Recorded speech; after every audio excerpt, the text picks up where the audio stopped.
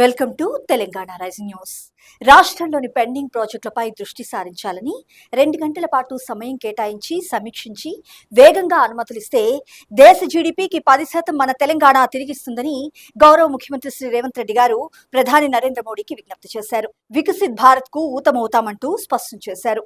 Metro నగరాల్లో కీలక ప్రాజెక్టుల కోసం సింగిల్ విండో విధానాన్ని ప్రవేశపెట్టండి అంటూ కోరారు. మేము అభివృద్ధి వైపు దూసుకుపోతున్నాం, ఆర్థిక సుస్థిరత వైపు ముందడుగేస్తున్నామంటూ సీఎం రేవంత్ రెడ్డి గారు ప్రధాని నరేంద్ర మోడీకి స్పష్టం చేశారు. Future city, metro, dry port, Musi పునరుజ్జీవానికి సహకరించాలని ప్రధాని నరేంద్ర మోడీకి సీఎం రేవంత్ రెడ్డి గారు విజ్ఞప్తి చేశారు. ప్రజాపాలన ప్రగతి ప్రణాళికలో భాగంగా నేటి నుంచి విద్యాశాఖ ఈ నెల 17 వరకు రాష్ట్ర వ్యాప్తంగా విద్యా వారోత్సవాలు నిర్వహించనుంది.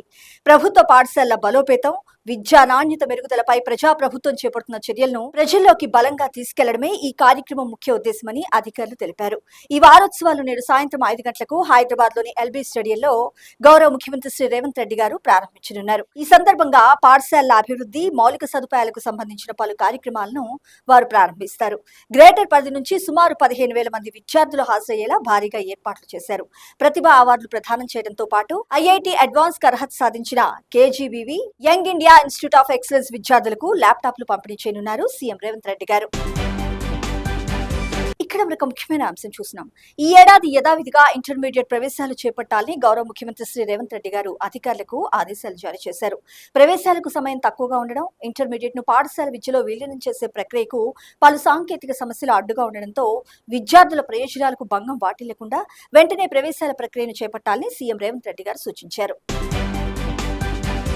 ఇక్కడ మనకు ముఖ్యమైన అంశం చూస్తున్నాం. మెట్రో విస్తరణ, మూసీ పునరుజ్జీవానికి నిధులు ఇవ్వాలి, రాష్ట్రాభివృద్ధికి సహకరించాలంటూ PCC chief MLC Mahesh Kumar Goud గారు ప్రధాని నరేంద్ర మోడీకి బహిరంగ లేఖ రాశారు. విభజన హామీలు నెరవేర్చుకుంటే ప్రజలు మిమ్మల్ని ఎప్పటికీ ద్రోహులుగానే చూస్తారంటూ పేర్కొన్నారు. రాష్ట్ర ప్రయోజనాలకు సంబంధించి 8 కీలక అంశాలను ప్రస్తావిస్తూ వాటిపై కేంద్రం తమ చిత్తశుద్ధిని నిరూపించుకోవాలంటూ సూచించారు. ఇక్కడ మనకు ముఖ్యమైన అంశం చూస్తున్నాం. జనగణనలో కులగణన. దేశవ్యాప్తంగా జరుగుతున్న జనగణనలో బీసీ కులగణన అంశాన్ని ప్రత్యేకంగా చేర్చాలంటూ డిప్యూటీ సీఎం మల్లు భట్టి విక్రమార్క గారు, పొన్నం ప్రభాకర్ గారు, అజారుద్దీన్ గారు, ప్రభుత్వ సలహాదారు హర్కర వేణుగోపాల్ గారు తదితరులు ప్రధాని మోడీకి విజ్ఞప్తి చేశారు. ఈ మేరకు మోడీకి వినతి పత్రాన్ని సమర్పించారు. ఇక్కడ మనకు ముఖ్యమైన అంశం చూస్తున్నాం. RRR పనులు త్వరగా చేపట్టాలి.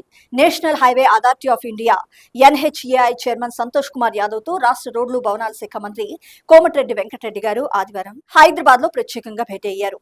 రాష్ట్రంలోని పలు జాతీయ రహదారుల ప్రాజెక్టులు, ముఖ్యంగా రీజనల్ రింగ్ రోడ్ RRR పురోగతిపై సుదీర్ఘంగా చర్చించారు.